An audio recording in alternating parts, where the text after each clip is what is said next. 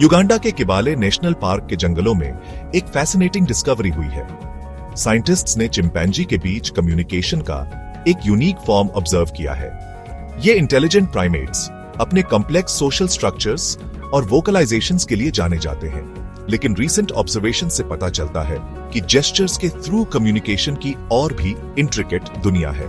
Chimpanzee एक दूसरे के साथ इंटरैक्ट करने के लिए तरह तरह के जेस्चर्स यूज करते हैं। ये जेस्चर्स प्लेफुल इंटरैक्शन से लेकर डेंजर की वार्निंग्स तक कई मीनिंग्स कन्वे कर सकते हैं। चिंपैंजी हाईली सोशल एनिमल्स हैं। वे कॉम्प्लेक्स हायरार्कीज वाली कम्युनिटीज में रहते हैं। इन सोशल बॉन्ड्स को मेंटेन करने के लिए कम्युनिकेशन एसेंशियल है, जबकि वोकलाइजेशंस एक क्रूशियल रोल प्ले करते हैं। जेस्चर्स कॉम्प्लेक्सिटी की एक और लेयर ऐड करते हैं।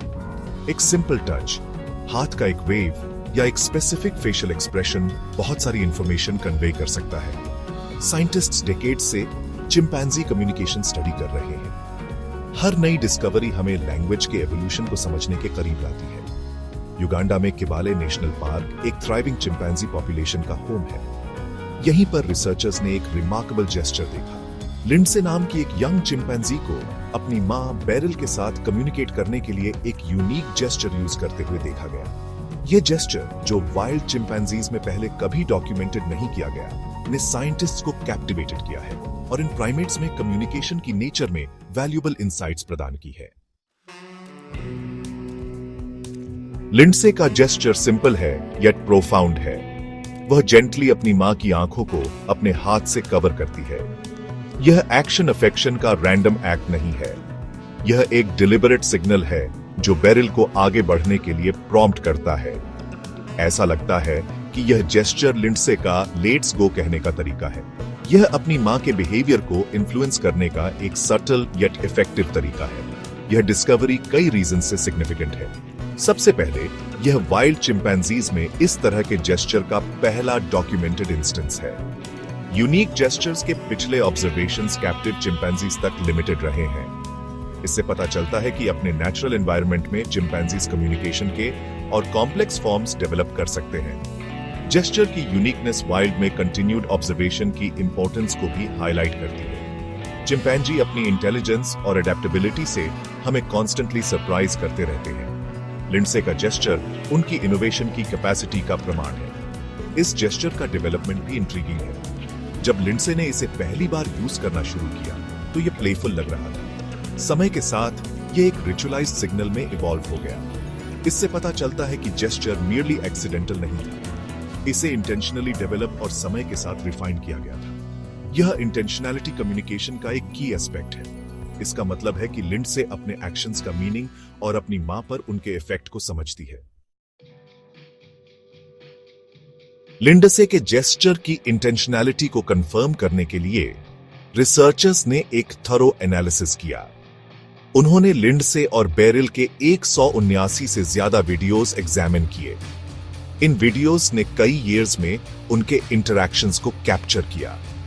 इन वीडियोस में से आई कवरिंग जेस्चर के 21 इंस्टेंसेस आइडेंटिफाई किए गए।